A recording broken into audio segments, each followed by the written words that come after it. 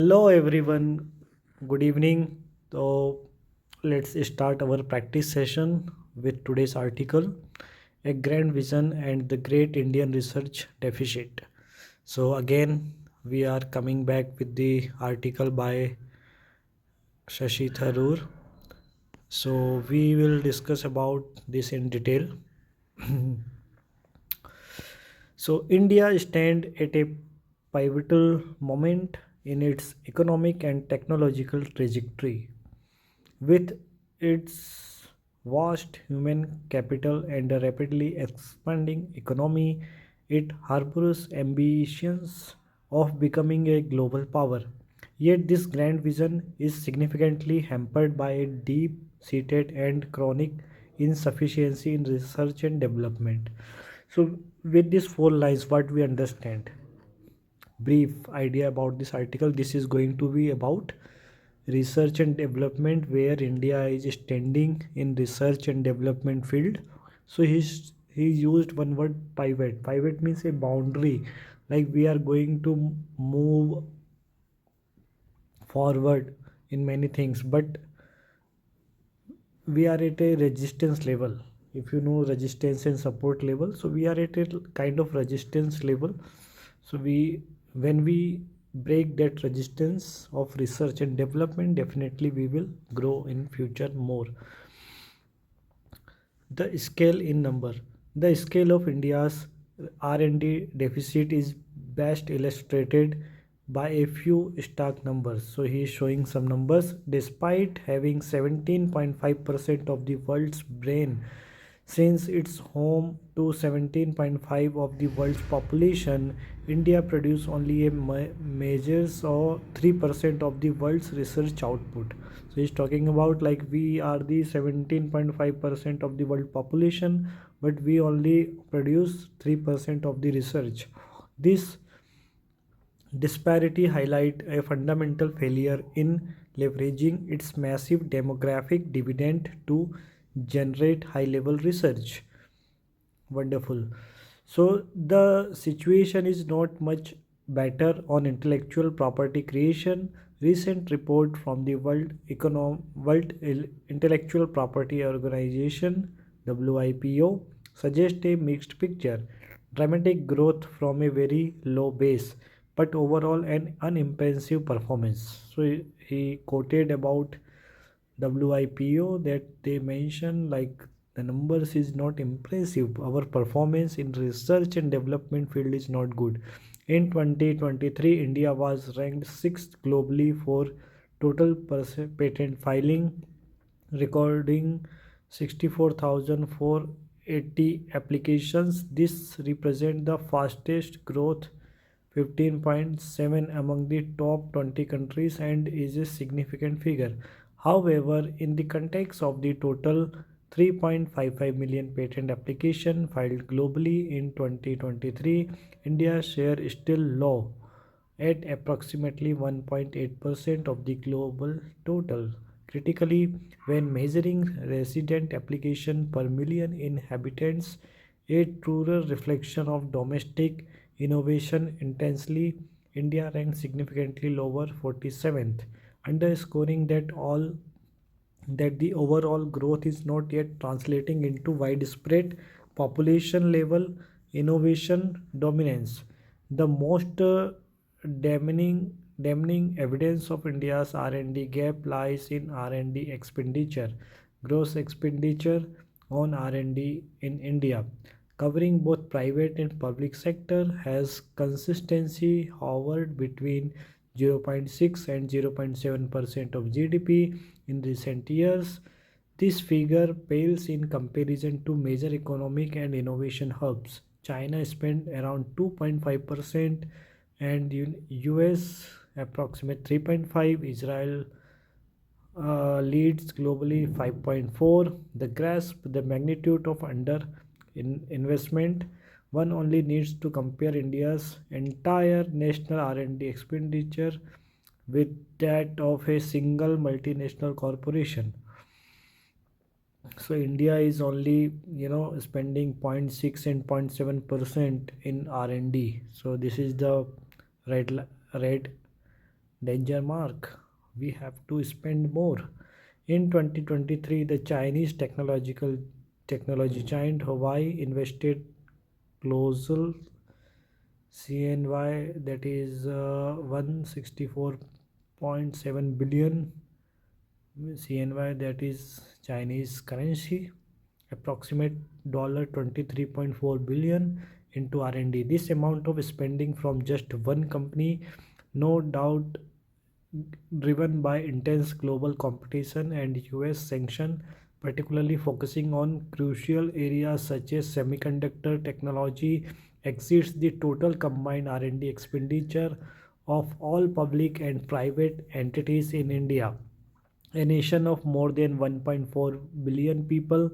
As Nvidia chairman Jensen Huang noted, Hawaii's relentless investment has propelled them to nanoseconds behind the US in advanced semiconductor capabilities. So this is how fast Hawaii is working. The corporate level intensity R&D in the engine of next generation technological power. India's inability to muster even a fraction of this kind of concentrated strategic investment speaks volume about the challenge ahead for it. So India has, if we want to be in a race or like in a trend, we have to do something big in R&D field. So much for the numbers. They are merely symptoms of deeper structural problems within the Indian innovation ecosystem that is must tackle on a war footing. The government sector is the funds driver. Most disappropriately, private sector participation in R&D is abysmal. A global hallmark of a mature innovation economy is the dominant role of the private sector in R&D. In developed nation, industry typically accounts for two-thirds or more of such expenditure. In India, however, the government sector, state center, higher education, public sector industry remains the main driver, contributing approximately 63% in of R&D fund, while the private sector contributing only 36.4. India's business tycoon need to rise to the R&D challenge, but they are instead largely complex and myopic about it. Indian industry's low investment in driven by focus on incremental improvements over disruptive innovation, a preference for technology license over domestic development, and a general risk averse culture. So our companies do not want to take unnecessary risk. This might be the reason he is highlighting they are not investing in R&D. The second dismaying feature is one we had already identified in the second tenure of the United Progressive Alliance, a persistent academia industry disconnect, the subject of a report NR Narayan Murthy wrote for us more than a decade ago that is sadly gathering dust. Indian academia, despite producing millions of highly skilled graduates, often operates in a silo. Research is frequently theoretical and disconnected from the immediate market driven needs of the industry. The mechanisms for technology transfer, commercialization of research, and joint industry academic project remain under development. Nor do Indian companies look to the world of academia for help. In the US, companies commonly bring idea of to universities and give grants for student research to develop them into marketable innovation. There is no such culture in India. The Gulf prevents valuable research from crossing the valley of death between the laboratory and the marketplace, and there is no escaping the brain drain. While India produces a vast number of PhDs and engineers, the most ambition and the talented often seek better infrastructure, funding, career progression opportunities abroad. The domestic R&D environment struggles to attract the retained world-class researcher due to limited high-end research facilities and lower salary benchmark compared to the rest of the world. The allocation of public R&D funds in is often constructed by slow bureaucratic processes.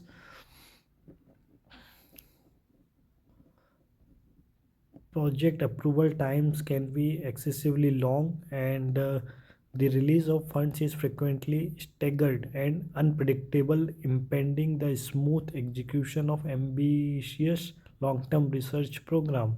So he highlighted where we are right now, like, and what is the reason behind it.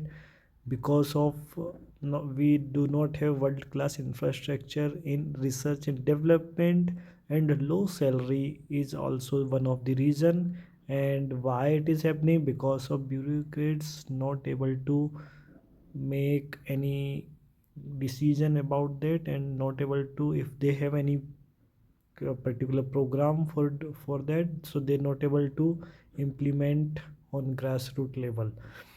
Then what then is the path forward? So now he will suggest some path.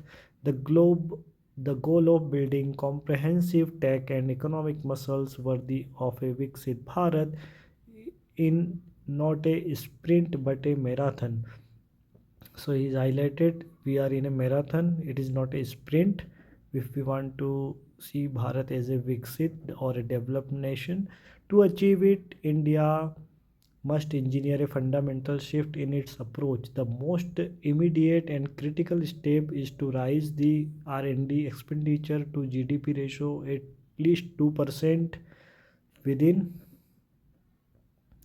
the next 5 to 7 years. This requires a massive public spending commitment coupled with substantial tax incentives and grants to encourage the private sector to ramp up its contribution to at least 50% of the total R&D spend. The launch of the rupees 1 lakh crore research development and innovation fund by the government is a step to the right direction, provided it is disbursed efficiently and targeted towards frontier technologies. And ambitious India needs to move away from scattered research front and focus on national missions in strategic high volume domains: semiconductor, artificial intelligence, quantum computing, advanced material, and green energy. These missions require long term uninterrupted funding and clear, measurable outcome tied to national security and economic sovereignty. Universities and research. And there is no escaping India's obligation to reform higher education. Universities must transition from being purely teaching institution to also becoming centers of excellence in research. This provides significantly boosting funding for PhD programs, creating competitive research faculty position, and building world-class research infrastructure. Furthermore, mandatory and structured mechanisms for industry-sponsored research chair and joint incubation center must be established to bridge an academic industry gap.